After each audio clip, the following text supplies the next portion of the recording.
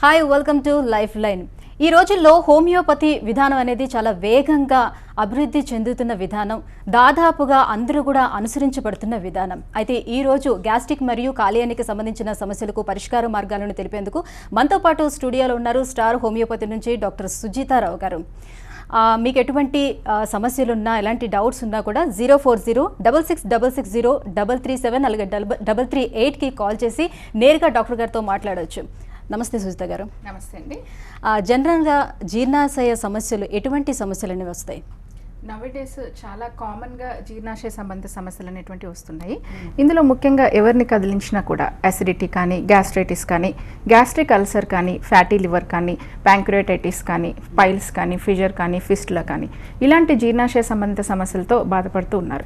జనరల్గా జీర్ణాశయ సంబంధ సమస్యలు అనేటువంటివి మారుతున్నటువంటి జీవన విధానం వల్ల, ఆహారపు అలవాట్ల వల్ల, వీటితో పాటు మాంసాహారము, వేపుళ్ళు ఎక్కువగా తీసుకోవడము, మద్యపానం సేవించడం, పొగ త్రాగడం, గుట్కా తినడం, వీటితో పాటు మానసిక ఒత్తిడి, జీర్ణాశయ సంబంధ సమస్యలు అనేటువంటివి చాలా కామన్గా కనిపిస్తూ ఉన్నాయి.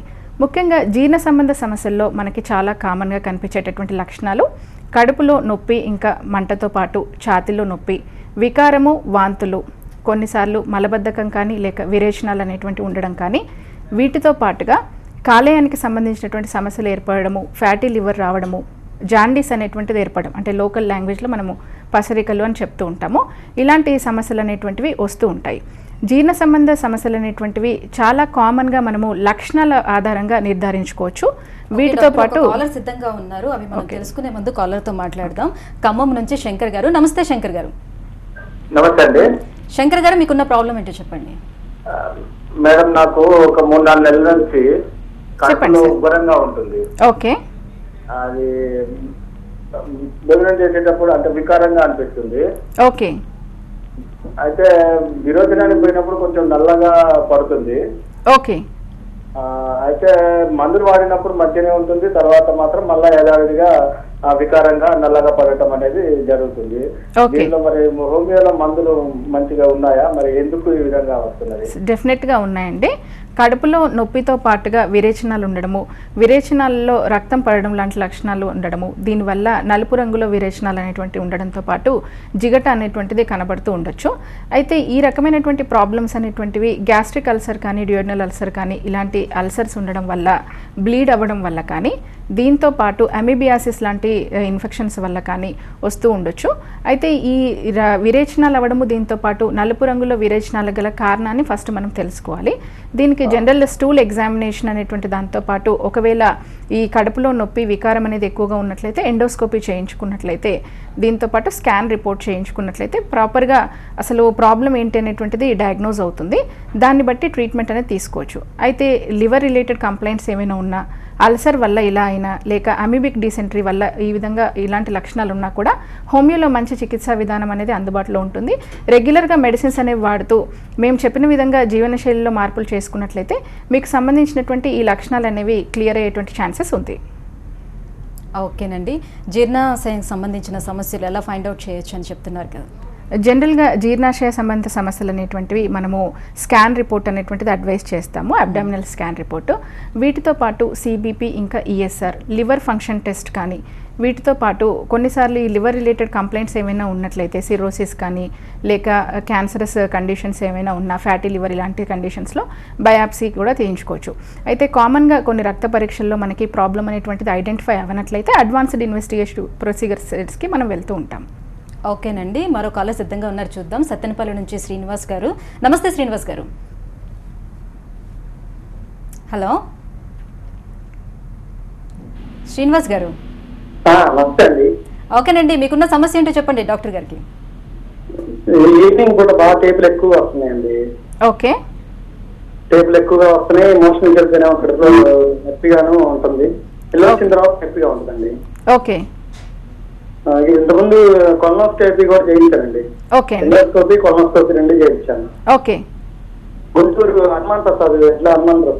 ఓకే. రిపోర్ట్స్ ఏం డయాగ్నోస్ అయిందండి? రిపోర్ట్స్లో రిపోర్ట్ ఏం ప్రాబ్లం లేదన్నారు, మెడిసిన్ ఇచ్చారు, ఉంది. ఓకే. 2 ఏళ్ళు చూపించుకోని కూడా ఇప్పుడు టేబుల్ ఎక్కువగాను, కొత్త విడిగా ఉంటాం. ఓకే.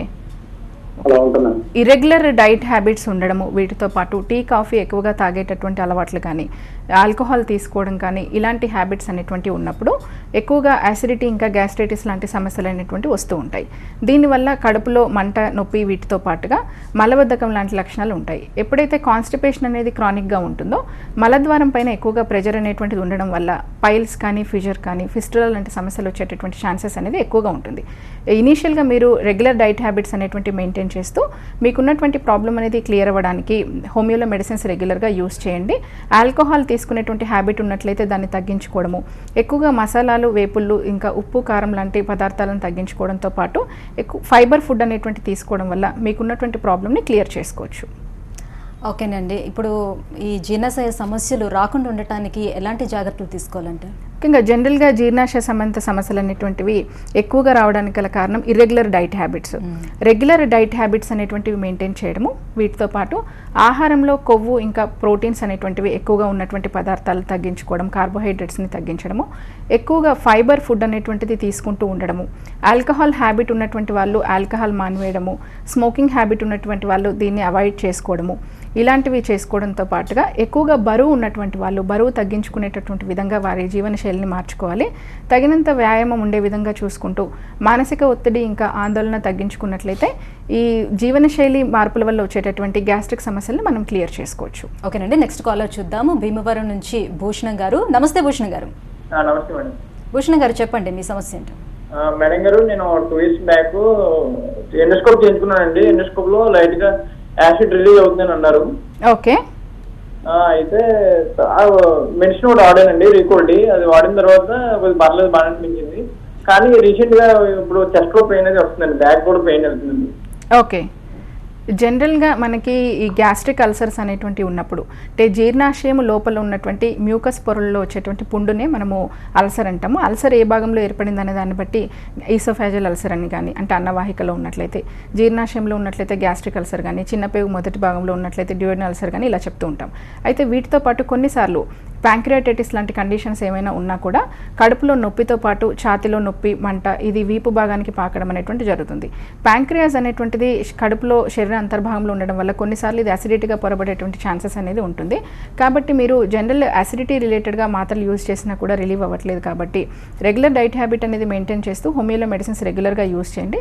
వీటితో పాటు కొన్ని రకాలైనటువంటి ఇన్వెస్టిగేషన్స్ అనేవి చేయించుకోవాలి, డీపర్ ఇన్వెస్టిగేషన్స్. దానివల్ల ప్రాబ్లం ఏంటి అనేది క్లియర్గా ఐడెంటిఫై అవుతుంది. ఒకవేళ ప్యాంక్రియాటైటిస్ ఏమైనా ఉన్నట్లయితే ఎర్లీ స్టేజెస్లోనే ఐడెంటిఫై చేసుకోవడం వల్ల అది కంప్లీట్గా మనం క్లియర్ చేసుకునేటటువంటి ఛాన్సెస్ ఉంటుంది. ఓకేనండి, కాలేయానికి సంబంధించి ఎలాంటి సమస్యలు కామన్గా వస్తూ ఉంటాయి? సో లివర్ రిలేటెడ్గా కామన్గా కనిపించేటటువంటి సమస్యల్లో ఫ్యాటీ లివర్ అనేటువంటిది ఒకటి. అంటే జనరల్గా లివర్లో ఉండేటువంటి కొవ్వు భాగం అనేటువంటిది లివర్ బరువులో ఒక 10% కంటే ఎక్కువగా ఉన్నట్లయితే దాన్ని మనం ఫ్యాటీ లివర్ అని చెప్తూ ఉంటాము. నవ్వేడేస్ ఈ రెగ్యులర్ డైట్ హ్యాబిట్ లేకపోవడము, శారీరక వ్యాయామం అనేది లేకపోవడము, ఆల్కహాల్ కన్జంప్షన్ అనేటువంటిది ఎక్కువ అవ్వడము, వీటి వల్ల ఫ్యాటీ లివర్ అనేటువంటిది చాలా కామన్గా పెరిగిపోతున్నటువంటి సమస్య. వీటితో పాటు లివర్స్లో స్కార్స్ రావడం వల్ల సిరోసిస్ ఏర్పడుతూ ఉంటుంది. దీంతో పాటుగా లివర్ క్యాన్సర్స్ కూడా మనకి కనిపిస్తూ ఉంటాయి. ఇలాంటి వాటితో పాటు ఈ లివర్కి సంబంధించినటువంటి వాపు అనేది వైరల్ ఇన్ఫెక్షన్స్ వల్ల కానీ, ఆల్కహాల్ తీసుకోవడం వల్ల కానీ రావడము, వంశపారంపర్యంగా ఉండడం అనేది జరుగుతూ ఉండొచ్చు. వీటితో పాటు ఈ లివర్కి సంబంధించినటువంటి సమస్యల్ని మనము ముందుగా ఐడెంటిఫై చేసుకోవడం అనేది ఇంపార్టెంట్. అంటే ఇది వైరల్ ఇన్ఫెక్షన్స్ వలన, లేక ఆల్కహాల్ రిలేటెడ్గానా, లేక లివర్లో వాపు ఉందా, లేక సిరోసిస్ ఉందా అనేది సింపుల్ ఇన్వెస్టిగేషన్స్ ద్వారా లివర్కి సంబంధించినటువంటి ఏ సమస్యనైనా మనం ఐడెంటిఫై చేసుకుని ట్రీట్మెంట్ తీసుకునేటటువంటి విధంగా అత్యాధునిక చికిత్సా విధానాలు అనేవి ప్రజెంట్గా అందుబాటులో ఉన్నాయి. ఓకే, ఎలాంటి సిమ్టమ్స్ కనిపిస్తాయి జనరల్గా?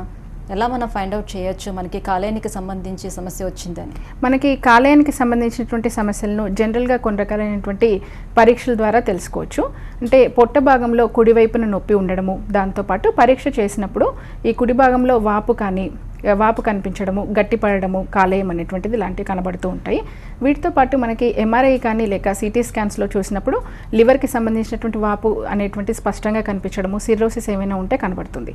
లక్షణాల పరంగా చూసుకున్నట్లయితే శరీరంలో కడుపులో కుడి భాగాన నొప్పి అనేటువంటిది ఉంటుంది. దీంతో పాటు జీర్ణం సరిగ్గా అవ్వకపోవడము, వికారము, ఇంకా వాంతులు, బరువు తగ్గిపోతూ ఉండడము, ఆకలి తగ్గిపోతూ ఉండడము, కొన్నిసార్లు కన్ఫ్యూజన్ ఇంకా ఏకాగ్రత లోపించడం, వీటన్నిటితో పాటుగా జాండీస్కి సంబంధించినటువంటి సిమ్టమ్స్ చూసినట్లయితే మనకి చర్మంలో కానీ కంటిలో ఉన్నటువంటి తెలుపు రంగు భాగంలో కానీ పచ్చగా మారిపోతూ ఉండడము, వీటితో పాటు శరీరంలో దురదలు అనేటువంటివి రావడము, మలము కూడా పసుపు రంగులోకి మారిపోతూ ఉండడము, ఇలాంటి లక్షణాలు అనేటువంటివి ఉంటాయి. అకారణంగా జ్వరం ఉండడము, విపరీతమైన నీరసం కూడా కనిపిస్తూ ఉంటుంది. ఇలాంటి లక్షణాలు ఏమైనా ఉన్నప్పుడు కాలేయానికి సంబంధించినటువంటి సమస్యలు ఏమైనా ఉన్నాయో తెలుసుకోవడానికి ప్రాపర్గా ఇన్వెస్టిగేషన్స్ అనేవి చేయించుకుని ఇనీషియల్ స్టేజెస్లోనే ట్రీట్మెంట్ తీసుకోవాల్సి ఉంటుంది. ఓకేనండి, నెక్స్ట్ కాలర్ సిద్ధంగా ఉన్నారు, చూద్దాం. చరణ్ గారు, నమస్తే చరణ్ గారు. హలో చరణ్ గారు చెప్పండి, మీకున్న హెల్త్ ప్రాబ్లం ఏంటో చెప్పండి డాక్టర్ గారికి. మేడం గారు నమస్కారం. నమస్తే అండి, చెప్పండి సార్. మేడం నాకు కడుపులో పైన అంటే ఛాతీ కింద మేడం, ఓకే, ఛాతీ కింద మేడం కొంచెం టైట్గా ఉంటుంది, అన్నం అరగట్లేదు మేడం. Okay okay. అయితే సమస్య ఏంటనేది. డైజెషన్ అనేది ప్రాపర్గా లేకపోవడానికి వేరియస్ రీజన్స్ ఉంటాయి.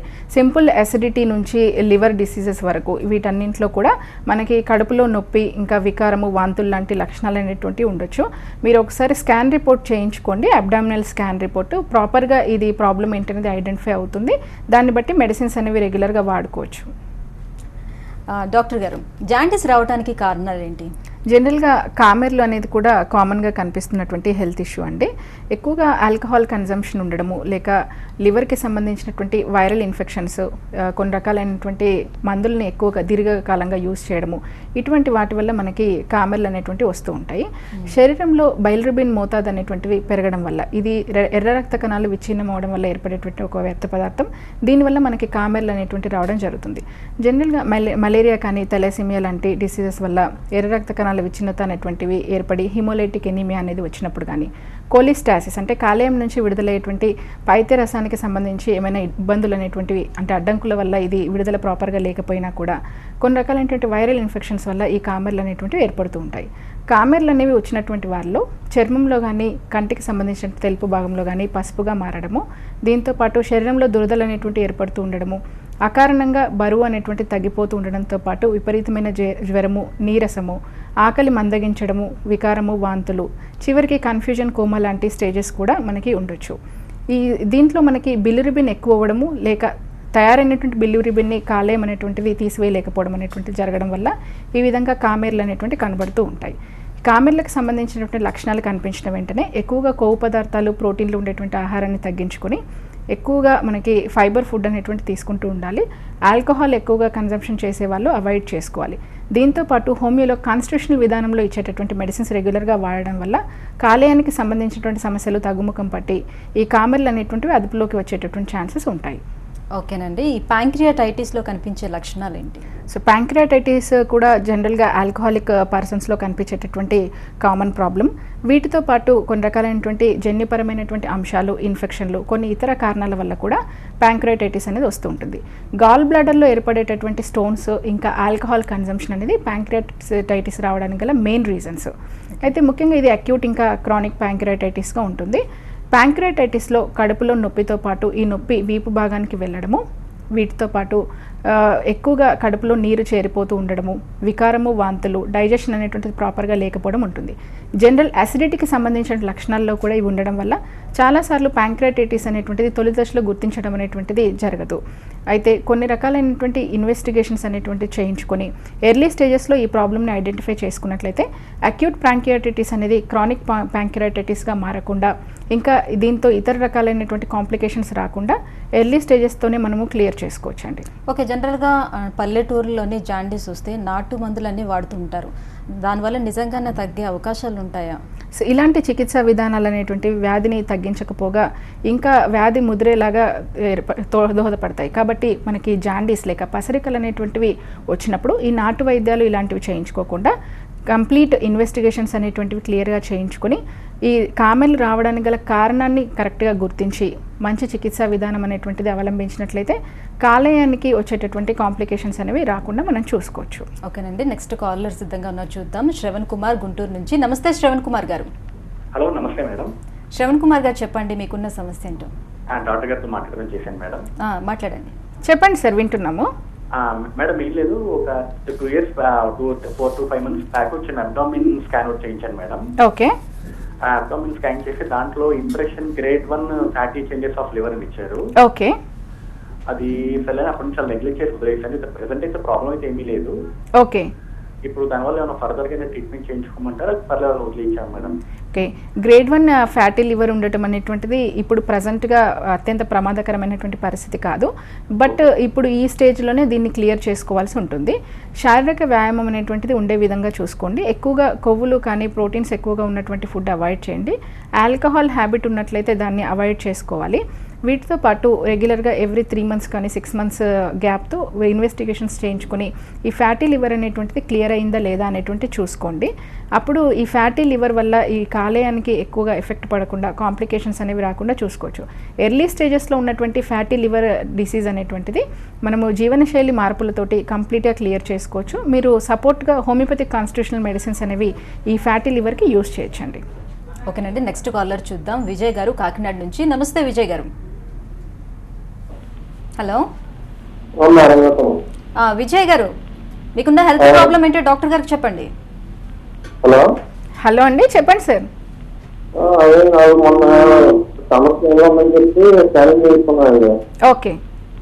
అయితే ఇందులో ఫ్యాటీ లివర్ అని వచ్చిందండి. ఓకే. ఏమైనా సజెషన్ కావాలి? ఓకే. ఫ్యాటీ లివర్ జనరల్గా 2 రకాలుగా ఉంటుందండి. ఆల్కహాలిక్ ఫ్యాటీ లివర్ డిసీజ్ అని, non alcoholic fatty liver disease అని అంటాం. అంటే ఆల్కహాల్ తీసుకునేటటువంటి వారిలో వచ్చేటటువంటి ఫ్యాటీ లివర్ చేంజెస్. కొంతమందిలో ఆల్కహాల్ తీసుకోకపోయినా ఫ్యాటీ లివర్ వస్తుంది.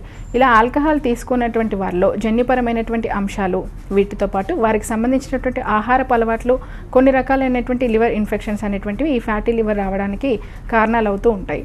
అయితే ఈ ఆల్కహాలిక్ లేక నాన్ ఆల్కహాలిక్ ఫ్యాటీ లివర్ ఏది ఉన్నా కూడా ఇలాంటి వాళ్ళు ఆహారపు అలవాట్లలో మార్పులు చేసుకుంటూ తగినంత శారీరక వ్యాయామం ఉండే విధంగా చూసుకోవాలి.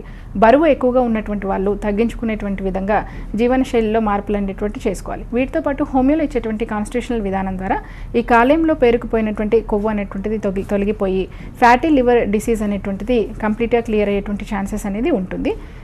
దీంతో పాటు ఈ ఫ్యాటీ లివర్ ఇనీషియల్గా ఏ స్టేజ్లో ఉందనేటువంటిది ఫస్ట్ ఐడెంటిఫై చేసుకుని ట్రీట్మెంట్ అనేది స్టార్ట్ చేసుకోవాలి. ఓకేనండి, నెక్స్ట్ కాలర్ చూద్దాం. తమ్మలపల్లి నుంచి సుదర్శన్ గారు. నమస్తే సుదర్శన్ గారు. నమస్తే మేడం. సుదర్శన్ గారు, చెప్పండి మీకున్న సమస్య ఏంటో. నాకు ఫ్యాటీ లివర్ మేడం, కేటగిరీ 2 వచ్చింది. ఓకే. అది లెవ్ 52 స్టార్ట్ ఇచ్చిండు ఆయుర్వేదిక్ లా. ఓకే. మెడిసిన్ ఎక్కడ దొరికితే మేడం? ఇక్కడ వరంగల్ జిల్లా మేడం. ఓకే. మీకు ఈ స్టార్ హోమియోపతికి సంబంధించినటువంటి ఏ విధమైనటువంటి బ్రాంచెస్లో కూడా హోమియోపతిక్ కాన్స్టిట్యూషనల్ మెడిసిన్ అనేది ఈ ఫ్యాటీ లివర్ రిలేటెడ్గా అందుబాటులో ఉంటుంది. దీనివల్ల లివర్కి సంబంధించినటువంటి కాంప్లికేషన్స్ అనేవి రాకుండా అవాయిడ్ చేసుకోవచ్చు. జనరల్ ఫ్యాటీ లివర్ని మనము లక్షణాల పరంగా కూడా గుర్తించుకోవచ్చు. ముఖ్యంగా కడుపులో కుడి భాగాన నొప్పి అనేటువంటిది ఉండడము, డైజెషన్ ప్రాపర్గా లేకపోవడము, వికారము లేక వాంతులు అనేటువంటివి ఉండడము, ఇలాంటి లక్షణాలు అనేవి ఫ్యాటీ లివర్ ఉన్నప్పుడు ఉంటాయి. దీన్ని మనము నార్మల్ రెగ్యులర్ స్కాన్ రిపోర్ట్లో ఐడెంటిఫై చేసుకోవచ్చు. ఇనీషియల్ స్టేజెస్లోనే ఫ్యాటీ లివర్ అనేటువంటిది ఐడెంటిఫై చేసుకుని ట్రీట్మెంట్ వాడినట్లయితే లివర్ సిరోసిస్ కానీ లివర్కి సంబంధించినటువంటి ఇతర కాంప్లికేషన్స్ అనేవి రాకుండా మనం చూసుకునే వీలు ఉంటుంది. ఓకేనండి, నెక్స్ట్ కాల్ చూద్దాం. రాజమండ్రి నుంచి కామేశ్వరరావు గారు. నమస్తే కామేశ్వరరావు గారు. కామేశ్వరరావు గారు, చెప్పండి మీ సమస్య ఏంటో. నా సమస్య రైట్ సైడ్ నొప్పి వస్తుందండి, కొద్దిగా నడుము దగ్గర బాగా ఎక్కువగా. ఓకే. నెక్స్ట్ అది కొద్దిగా బ్యాక్ సైడ్ వస్తుంది. ఓకే. 10 days నుంచి వస్తుందండి, అలాగా మా తగ్గట్లేదు. ఓకే. ఈ రైట్ హైపోకాండ్రియల్ పెయిన్ అని అంటాము. అంటే రైట్ సైడ్ కడుపులో కుడి భాగాన నొప్పి ఉండడము. ఇది రావడానికి గల కారణాలు లివర్కి సంబంధించినటువంటి కంప్లైంట్స్ ఏమైనా ఉన్నా, లేక గాల్ బ్లాడర్కి సంబంధించి అంటే పిత్తాశయంలో రాళ్ళు ఏమైనా ఉన్నప్పుడు ఇలాంటి లక్షణాలు అనేటువంటివి కనబడుతూ ఉంటాయి. ఒకసారి మీరు స్కాన్ రిపోర్ట్ అనేది చేయించుకోండి. దీంట్లో లివర్ ప్రాబ్లం ఏమైనా ఉందా, లేక గాల్ బ్లాడర్లో స్టోన్స్ ఏమైనా ఉన్నాయా అనేది ఐడెంటిఫై అవుతుంది. దాన్ని బట్టి మీరు మెడిసిన్స్ అనేవి రెగ్యులర్గా యూస్ చేసుకోవచ్చు. ఓకేనండి, కాలేయానికి అలాగే గ్యాస్ట్రిక్ సమస్యలకు సంబంధించి ఎటువంటి పరీక్షలు చేసుకొని మనం నిర్ధారణ చేసుకోవాలంటారు? సో జనరల్గా మనకి కొన్ని రకాలైనటువంటి రక్త పరీక్షలు అనేటువంటి అందుబాటులో ఉంటాయి. సిబిపి కానీ, ఈఎస్ఆర్ కానీ, లివర్ ఫంక్షన్ టెస్ట్ కానీ, వీటితో పాటు ఈ ప్యాంక్రియాస్ రిలేటెడ్గా ఎమ్ఎల్ఏజ్ ఇంకా లైపేజ్ ఎంజైమ్స్ అనేటువంటి చూసుకోవడము, వీటితో పాటు స్కాన్ రిపోర్ట్ అనేది చేయించడం. అయితే ఫ్యాటీ లివర్ కానీ, సిరోసిస్ కానీ, లివర్ క్యాన్సర్స్ కానీ ఇలాంటి కండిషన్స్లో బయాప్సీ రిపోర్ట్స్ అనేటువంటివి అవసరం పడవచ్చు. ఇప్పుడు ఈ లివర్ ఇంకా గ్యాస్ట్రిక్ రిలేటెడ్ కంప్లైంట్స్ చూసుకోవడానికి అత్యాధునిక చికిత్సా విధానాలు వీటితో పాటు నిర్ధారణ పరీక్షలు అనేటువంటి అందుబాటులో ఉన్నాయి. ఎండోస్కోపీ కానివ్వండి, కొలనోస్కోపీ కానివ్వండి. అంటే ప్రజెంట్గా ఇప్పుడు వ్యక్తికి సంబంధించినటువంటి లక్షణాలు వీటితో పాటు ఏ రకమైనటువంటి అవయవం అనేటువంటిది డిసీజ్డ్గా ఉండొచ్చు అనే దాన్ని బట్టి డాక్టర్లు ఈ పరీక్షలను అడ్వైస్ చేయడం అనేది జరుగుతుంది. ఈ ఇన్వెస్టిగేషన్స్ ద్వారా మనకి క్లియర్గా ప్రాబ్లం ఐడెంటిఫై అయిన తర్వాత మెడిసిన్స్ రెగ్యులర్గా యూస్ చేసుకోవచ్చు. ఓకే, అంటే ప్రెగ్నెన్సీ టైంలో గాల్ బ్లాడర్లో స్టోన్స్ ఉన్నాయని నిర్ధారణ అయితే ఏమైనా ప్రాబ్లం ఉంటుందా?